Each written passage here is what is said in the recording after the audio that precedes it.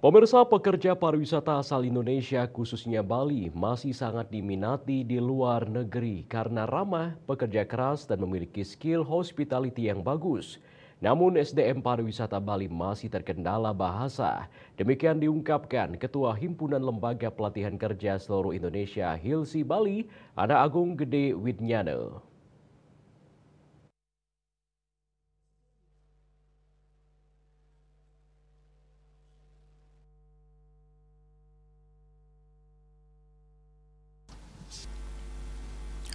Menurut Ketua Hilsi Bali Ana Agung Widnyana, generasi muda yang ingin bekerja di luar negeri harus menyiapkan diri, terutama keterampilan bahasa.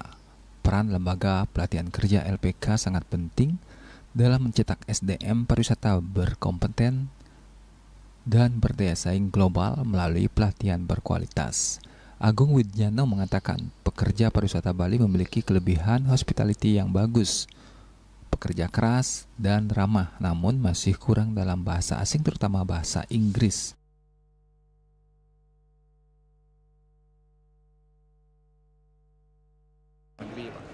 Pesan-pesan saya kepada generasi muda Bali, khususnya Indonesia pada umumnya, yang ingin memanfaatkan peluang atau bekerja di luar negeri, tentu menyiapkan diri.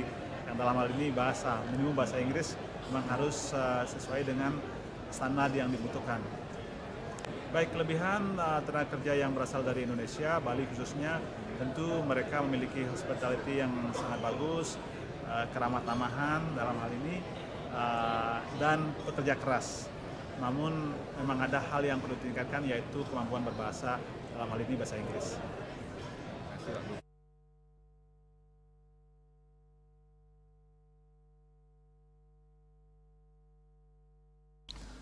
Agung Widnyana menambahkan dengan keramah tamahan, hospitality yang bagus, sopan dan pekerja keras menjadikan daya tarik dan modal bagi pekerja pariwisata Bali.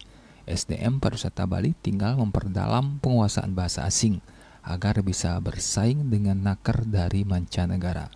Agus Widiatmiko, Bali TV.